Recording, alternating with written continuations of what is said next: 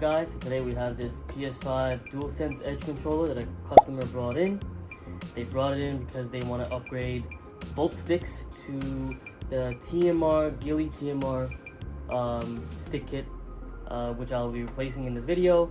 Here is the controller. We have a nice DualSense controller here, and he brought it in the case, which is pretty nice too, a hard shell case. Pretty cool to carry around and whatnot. This is going to be a pretty straightforward video. You see other videos with stick drift replacements all the time on YouTube, and honestly there's nothing too special about it. You just know how to solder a little bit, and there's also a wire that has to be soldered in that allows for the calibration tool to work with this controller, because if you plug in this controller now to the calibration tool, it won't calibrate. So we'll be replacing those sticks in this video, and also doing the wire and showing it how it's done. This kit is one of the best sticks you could use for the PS5 DualSense Edge controller, or any PS5 controller itself. It's called the gulikit, and what makes this different than the stock sticks that are on the PS5 now, these sticks are controlled by magnets, so there is no wear over time. It's accurate and it won't break down. The main difference, obviously, with the stock sticks that are in here now, the potentiometers, they use physical contact to work, and over time they wear down. Obviously, physical contact, plastic pieces, they wear, and so why everybody has issues with PS5 controllers having stick drift over time is because of that reason alone. Now, from factory, obviously they didn't want to use upgraded sticks or any kind of better sticks for their PS5 controllers, so stick drift is a huge thing within PS5 controllers. I do them all the time. I replace regular DualSense controllers with Hall effect sticks all the time. Again, we get maybe like 3 or 4 a week, but I don't do the gulikit often, because honestly the pro and con between the gulikit and replacing them with like a Hall effect sticks is that the gulikit is expensive, whereas the Hall effect sticks are not too pricey. But if you want the best sticks available on the market, this will be it. So let's go ahead and get into this repair, and we're gonna start basically by removing this plastic shroud that's around the sticks here. As you can see, the shiny black plastic shroud, we're gonna go ahead and remove that first so we could remove the sticks. I'm using my plastic spudger here.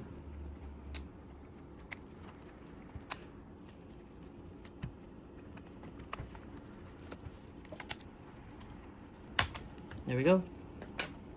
This comes straight out. What's cool about the DualSense Edge controller is that the sticks are modular, meaning they come right out. So you just push these levers up and they come right out, which is pretty cool. So that's like a really huge difference between the DualSense Edge controller and a regular DualSense controller. The regular DualSense controller, everything has to come apart to access the sticks, and with this controller, none of that has to happen. Everything that we need to do is within these sticks itself. There is mini boards located in each stick, and we're going to be replacing the sticks on each. We're going to be using a Phillips screwdriver. There's 3 screws on each stick. Let's go ahead and disassemble it. Honestly, this is my first one that I've been doing on a DualSense Edge controller. I've done multiple regular DualSense controllers, but this is the first time I've been working on a DualSense Edge. I think these are pretty cool. Honestly, cool sticks. When you could also buy replacement sticks like this to just put in if they were experiencing stick drift. I think PS5 implemented that because they wanted people to buy these if they, obviously break down. But Sony obviously knows that there's an issue with these sticks, and it's just the money grab. I believe it's just something that happens over time, and they've done nothing to really. This is like a band-aid to the problem, right? So we're gonna go ahead and upgrade these, and make sure this stick never has stick drift again. There is a plastic weld right here that we're gonna have to just kind of get in, slice a little bit right here, like so. Let me just take it off a little more, like that. Okay, and the cover comes off. Then we got the mini motherboard.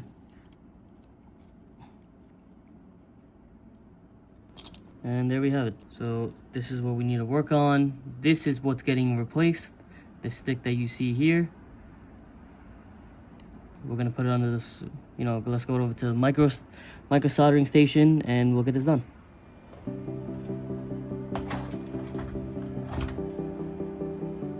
So this is my soldering station.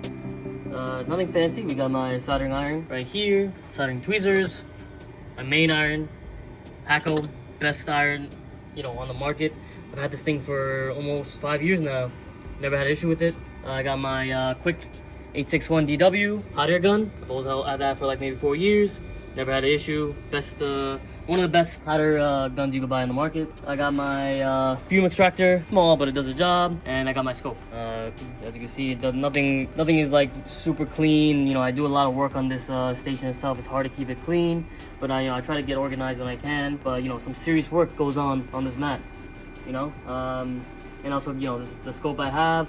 We got the microscope camera, which is pretty cool. As you can see, it's projecting what I look at through the scope on the monitor. So here we got the board. I already put it on the PCB holder, which I have here. It's weighted, so you know, when I work, I don't have to use multiple hands, have someone hold it. You know, this will hold it just right in place while I you know, do the work that I need to do it. So we're gonna go ahead and get started.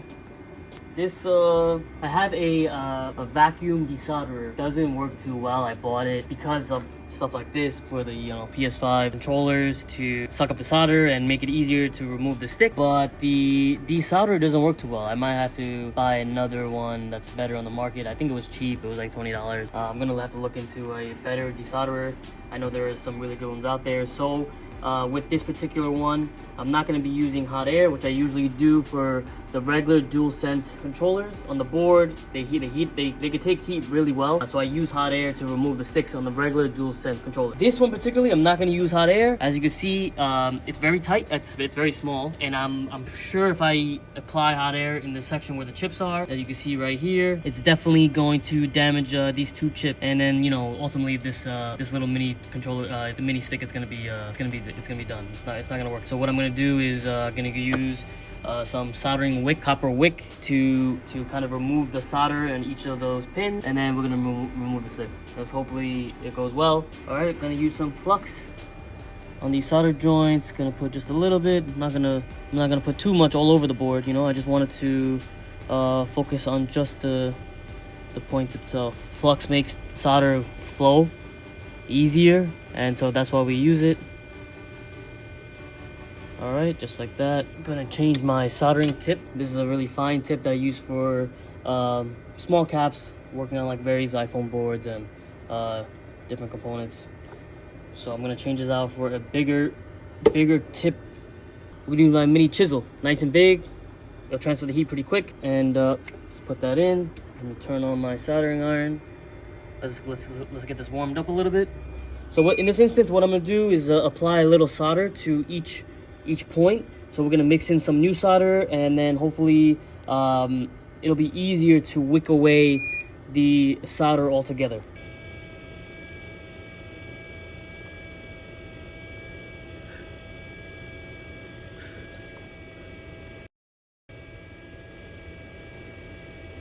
Guys, if you're doing any soldering work, make sure you get one of these. It's not good to breathe in solder, leaded or not leaded, doesn't matter. You know, you don't want to be breathing this stuff in. As you can see, the smoke is going in a lot better now. The smoke is going a lot better. You can see that trail. What we're gonna do now, I'm gonna use my desoldering wick that I have here. I use two. Very nice wick, very flexible, not hard at all. Feels like paper. Let's start wicking away. What I like doing is I hold it.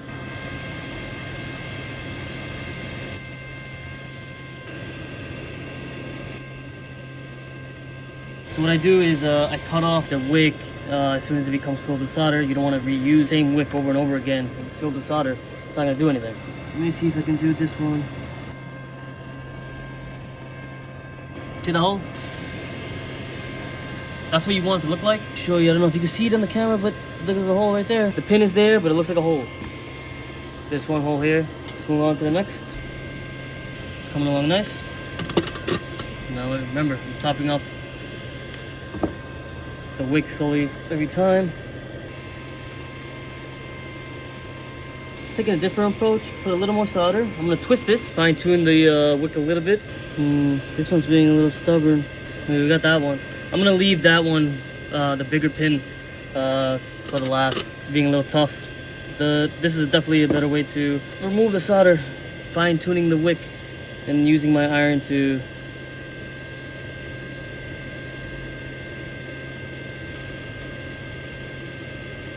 I went back to putting the wick flat. Again guys, this is a different method. You could use any which method to get off this solder to remove the stick. Desoldering gun would be probably the best bet, but I'm just using what I have and what I'm used to, and you know, just something else to watch.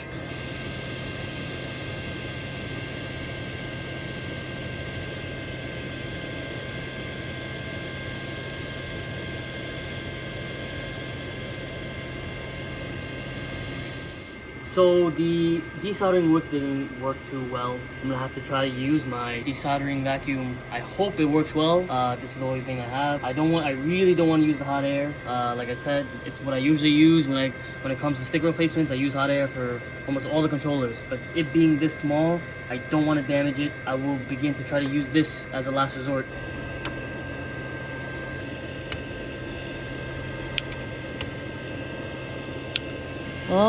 It's looking better. Let me see. Let me just look at the hole. All right, guys, this didn't work at all. This thing sucked. I'm gonna just go back to how I know how to take these off. I'm gonna use my hot air at 350, 360, and 20 airflow. I really hope after this it works. Let's do it.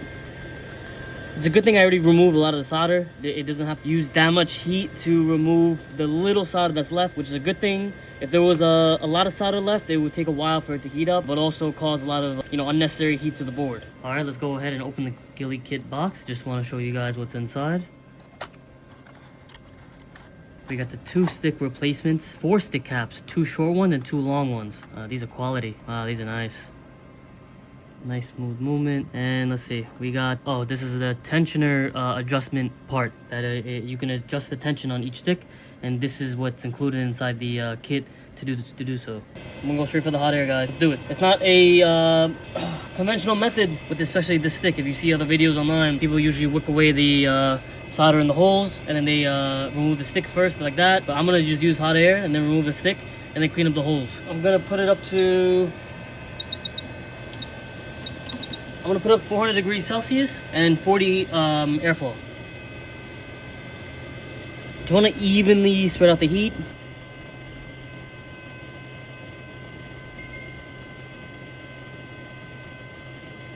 As you can see, I'm just doing the edge. I'm not focusing on the heat around the chip itself in the middle. I want to stay away from that. Just focus on the pins and move the hot air around. Don't focus on one point for too long. I can see the solder starting to melt on one side. It should come out very soon. And I'm pulling down with my tweezer from the bottom.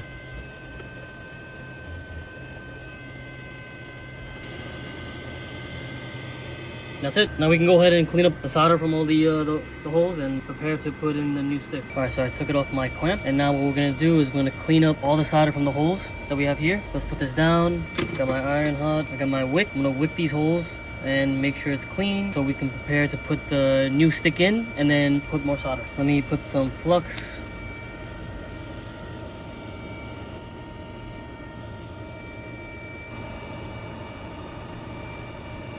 As you see, I wicked away that one hole right here, and this is what you want to see. You want to see it straight through. That means there's no solder in the hole, and we can continue with the other pins. Cutting the wick because it's filled with solder. Obviously, you got to cut it from time to time. Okay. Don't worry, it's not burnt. It's just the flux that's burning. I'm just re-putting solder into the hole so we can get the solder flowing, and then we're gonna try to wick it again. Just gunked up. It's old flux, so let's just clean this up a little bit and then we're gonna try it again.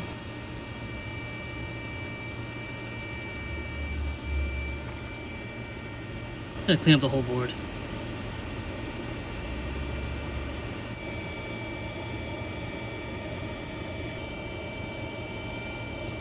Alright guys, so we got every hole cleaned of solder. We're gonna clean this whole board up, the mess that we made, prepare to put the new stick, and then resolder the pins.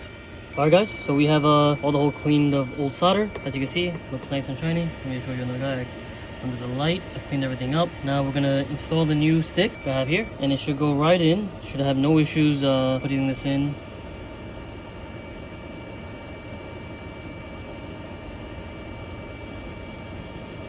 Just like that. So I'm having my brother here hold it down. I want this stick to be flat against the board. I'm gonna solder 2 joints so it just stays in place, and then he can remove his hand and I'm gonna solder the rest.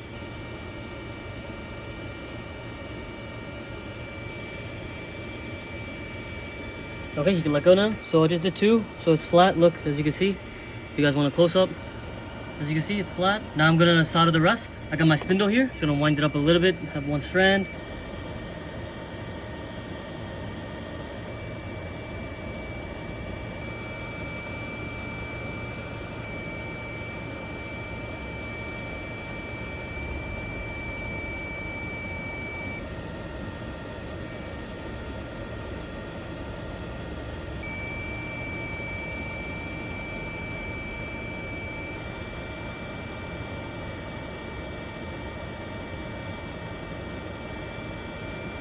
Let's just clean this up. So we will be adding an extra step, which is this wire that we have here. It's about 0.10 millimeters thin. As you can see, it looks like almost like a piece of hair. That's how thin it is. Piece of copper wire, of course. We'll be jumping this point here on the bottom to this point right here. And what that does, essentially, since you can't calibrate the DualSense Edge controller in the PS5 calibration tool, this basically bypasses it, so the calibration tool reads the controller and we can calibrate the 2 sticks. I will be putting a little bit of close-up so you guys can see what I'm doing. I'll be putting it on the screen, so bear with me. Alright, so what we're going to be doing is we're going to be jumping a trace from here to here. A wire from these 2 points. Okay, one is done. As you can see, 1 wire is connected here. Now we're going to connect it right here.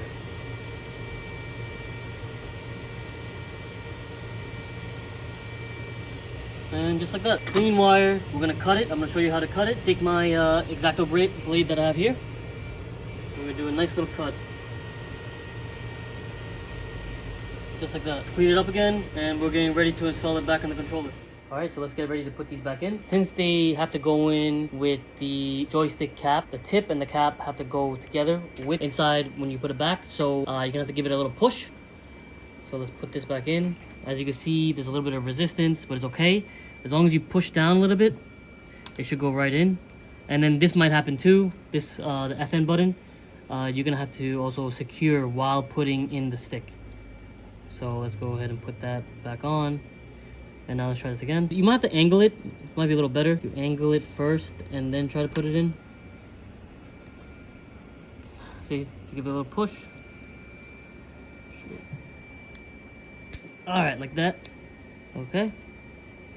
Let's put that FN button back in.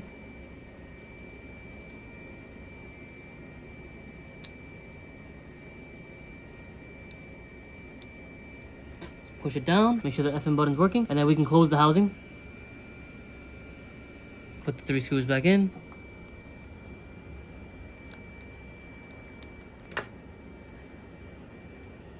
There we have it.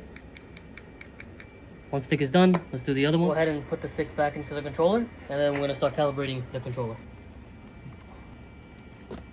Push them all up and then clamp down. Let's hook it up to the computer. I have the tool open up already, and it should come up right away. The DualSense Edge wireless controller. It detects the controller. We're gonna connect. As you can see, it says the support for the calibrating is now available as an experimental feature. Please note that the stick modules on the DS Edge cannot be calibrated via software alone. So it tells you to do the hardware modification, which I showed you guys in the video with the little wire that you put from test point to test point. Now it should calibrate, and you should be able to save the settings, the calibration to the controller afterwards. Let's try that out. Let us go ahead and calibrate the stick center first. Top left corner, top right corner, bottom left corner, bottom right corner. The range is still limited on this one. As you can see, it's not really hitting the circle. Let's calibrate the stick range now. Okay. There we go. Let's save changes. Let's check circularity. Almost close to 0. Look at that, wow, 2% error. That is spot on, guys, spot on. Let's do 10x zoom. Within range, see, this is normal, the dead center. If we do 10x zoom, you'll still see some movement slightly, you know? See, let's see if we can get this dead center. on 10x. Yeah, this is perfect enough. Look, it's dead center, guys. Look at the response. It's very quick. Oh, these feel great. These feel amazing. And they include higher tip if you want to change them out. Very easy to change out. You plop it off and you can put the, a higher one if you want. So adjustable height. And also, if you take one stick off, well, I'm just going to show you. You can also adjust the tension on the stick itself. They come with a tool that you could, turn, either tighten it or loosen it. Either way, you can adjust the tension on the stick, which is a pretty cool feature. All right, guys, that concludes this video. I hope you guys really enjoyed this repair. Could have been a little smoother, I'm not going to lie. This repair is not easy. As for DIY rating, I'll give it maybe a 7 out of 10. You definitely got to be proficient in soldering. I tried to take a video as much as I can along the way of my, tips and tricks and what I do normally here in the repair store. So I hope, this video helps you guys, for anybody that wants to do it themselves. And also, you guys can reach out, email us if you want to send a controller like this with the sticks included, or if you want us to get the sticks and install it on your controller, we can do that as well. Like and subscribe. Stay tuned for more videos. Thank you.